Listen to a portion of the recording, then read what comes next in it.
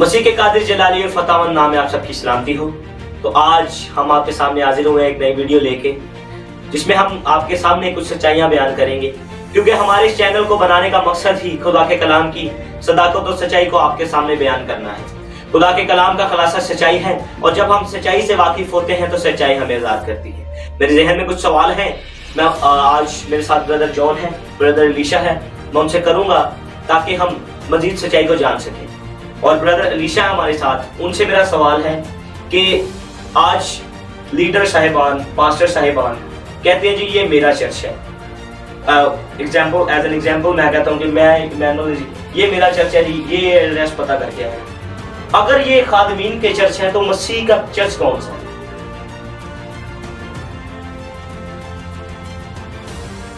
जी brother, खुदा बाप और उसके बेटे हमारे खुदा यीशु मसीह के वसीला से आप सब पर सलामती हो। सबसे पहले तो मैं खुदा का शुक्रगुजार हूँ कि खुदा ने हमें ये पल बख्शा कि हम खुदा के कलाम की सदाकत को आप तक पहुंचाएं। तो आए हम अपनी हदायत और रहनुमाई के लिए खुदा के कलाम से देखते हैं। पहला ग्रंथियों 2 बाब और उसकी 16 आयत। क्या तुम नहीं जानते कि तुम खुदा का मकदस हो और खुदा का रूह तुम्हें बसा हुआ है? अगर कोई खुदा के मकदस को बर्बाद करेगा तो खुदा उसको बर्बाद करेगा, क्योंकि खुदा का मकदस पाक है और वो तुम हो। खुदा उनके पाक कलाम के पढ़े और सुने जाने पर हम सबको बरकत मिले। अजीजों, अभी मैं आपको पैदाइश से बताना चाहूंगा और फिर हम इस बात को अच्छे तरीके से जान सकते हैं। याद रखिएगा अजीजों, जब खुदा ने इंसान को बनाया तो तमाम मखलूकात के अंदर खुदा ने इंसान को मुख्तार बनाया। याद रखिएगा, खुद मुख्तार बनाया, लेकिन वो खुदा का मुख्तार था। हाँ, खुदा का मुख्तार था, लेकिन ये मालिक नहीं। अगर हम सोचें कि इंसान मालिक था तो मालिक नहीं था। मुख्तार और मालिक में आप फर्क समझते हैं? मुख्तार मालिक का हमेशा खौफ अपने अंदर रखता है, और जब मालिक का खौफ मुख्तार के अंदर रहता है तो इसका मतलब है कि मुख्तार के ऊपर भी एक हस्ती है जिसकी वो पैरवी करता है। जी अजीजों, जब खुदा ने इंसान को बनाकर बागे अदन में रखा तो खुदा ने इंसान को 2 काम दिए।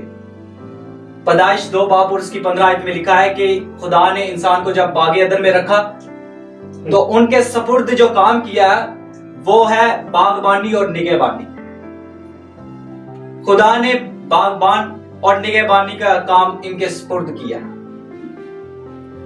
लेकिन इंसान ने क्या किया? इंसान ने मालिक बनने के लालच में गुनाह कर लिया। क्या था वहां पे? क्या हम खुदा के बराबर हो जाएंगे? क्या मुख्तार मालिक के बराबर हो सकता है? कभी नहीं हो सकता। तो फिर इसी गुनाह की वजह से इंसान बागे अदन से बाहर हो गया। यानी कि अगर हम सिंपली इस चीज को देखें तो हमें पता चलता है कि जब इंसान यानी मुख्तार मालिक का दर्जे को खींचना चाहता था, हासिल करना चाहता था, तब उसने गुनाह किया और बागे अदन से बाहर हो गया, अपने लिए मौत को खरीद लिया है। आज आपने बड़ा अच्छा सवाल किया है कि आज के दौर में कुछ सारे नहीं, लेकिन कुछ लोग जो है ना वो मालिक बने हुए हैं। खुदा को खत्म करके अपने आप को समझते हैं कि हम मालिक हैं। लेकिन जब ये रास्ता जब टूट गया, जब इंसान ने अपने लिए मौत को खरीदा, बागे अदन से बाहर हो गया, तो जब यीशु मसीह आए तो वो रास्ता दोबारा बहाल हुआ। हालेलुया। अजीजों, जब ये रास्ता बहाल हुआ है तो खुदा ने क्या किया? खुदा ने ये इंसान के लिए दोबारा वही इंतजाम रख दिया। याद रखिएगा अजीजों, बाइबल मुकद्दस में हमें बताया जाता है कि खुदा ने दुनिया से मोहब्बत रखी और उसने अपना इकलौता बेटा बख्श दिया। ये वही रास्ता है जो बागे अदन की तरफ हमें लेकर जाता है। जब यीशु मसीह आया तो उसने निजात का जब रास्ता खोल दिया है, तो दोबारा वो इंतजाम शुरू हो गया। फिर इंसान के सपुर्द ये बागबानी और निगहबानी का ओहदा पहुंचा दिया गया, उसे दोबारा दे दिया गया। कैसे? जैसा आज के दौर में खादमीन के पास है कि वो अपने खेत की रखवाली करें। आज मैं समझता हूं कि हर इंसान खुद मुख्तार है। अगर ये बात को हकीकत तौर पे हम समझे तो यह हकीकत है। अगर हम देखें तो एक घर भी जो है ना, एक घर का जो सरबराह है वो भी मुख्तार है, अगर वो मसीह में जिंदगी बसर कर रहा है। एक चर्च का पासबान है तो वो भी मुख्तार है, अगर वो मसीह में जिंदगी बसर कर रहा है, क्योंकि उससे जवाब पूछा जाएगा। उससे पूछा जाएगा कि तूने अपने घर के लोगों को अंजील सुनाई है, उनको अच्छे और बुरे में तमीज सिखाई है, और कलीसिया के बारे में भी ये पूछा जाएगा। लेकिन सवाल ये पैदा होता है, सवाल वही कि आज हमने मालिक बनना फिर दोबारा शुरू कर दिया। मैं आपको बताना चाहूंगा कि बागे अदन में भी हम मालिक बनने की वजह से बागे अदन से बाहर हुए हैं। तो आज अगर हम फिर अपने आप को मालिक बनाते हैं किसी चर्च का या किसी खानदान का, तो आप मालिक नहीं है। हमें खुदा के खौफ में जिंदगी बसर करनी है। मैं आपको ये नहीं कह रहा कि कुछ लोग ऐसे करते हैं कि उन्हें कहा जाए ना कि यार ये खुदा का घर है, वो कहते हैं कि खुदा ने आके सहन कीते, खुदा ने आके सहन कर दे, तो मैं कहूंगा ठीक है खुदा का चर्च। ये खादमीन भी कहते हैं, लेकिन मैं ऐसा नहीं कह रहा। खुदावन यीशु मसीह हमारे लिए रोल मॉडल बन के आए। उन्होंने हमें सिखाया कि कैसे वो बाप के फर्मा बरदार रहे, हमारे लिए जान दी और बाप के ताबेदार थे इस दुनिया में रहते हुए। जब तक रुए जमीन पर उन्होंने जिंदगी बसर की है, यहाँ पे रहे हैं, हमें सिखाया है कि हमने खुदा के ताबेदार रहना।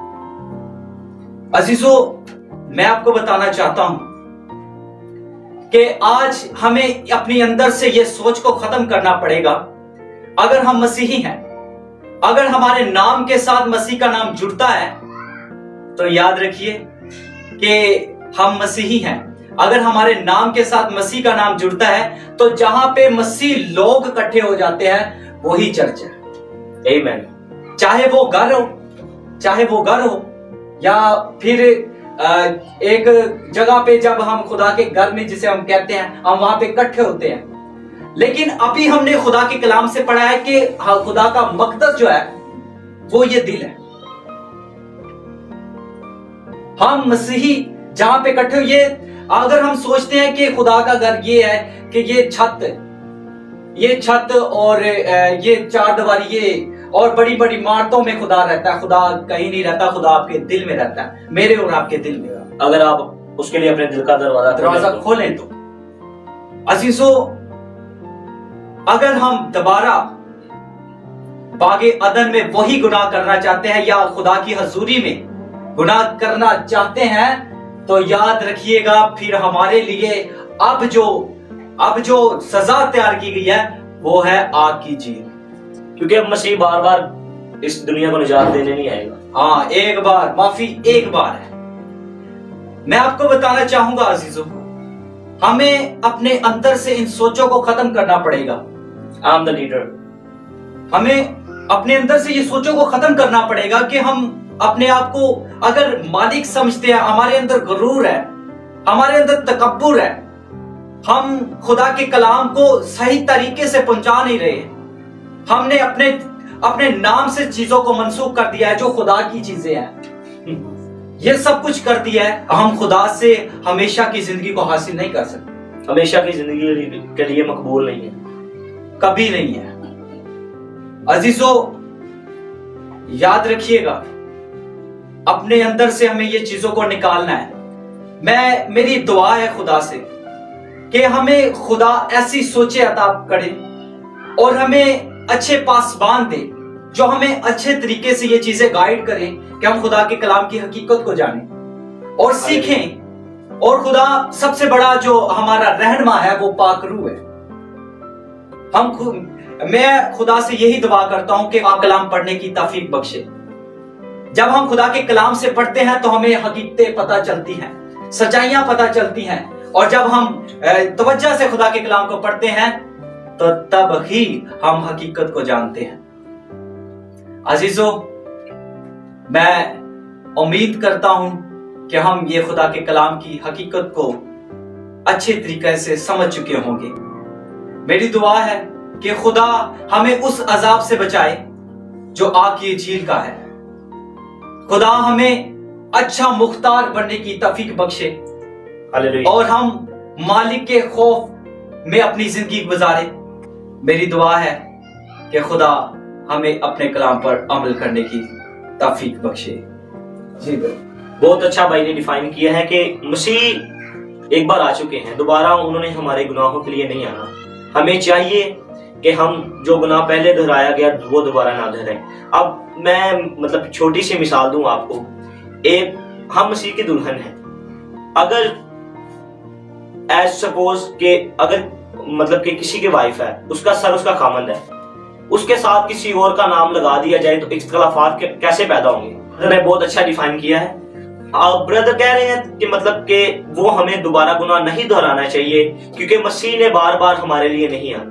मसीह ने एक बार हमारे लिए जान दी और वो हमें सिखा के गए कि जैसे मैं बाप का ताबे था तुम भी बाप के ताबे रहो। हमें मुख्तार बनना सिखाया गया है।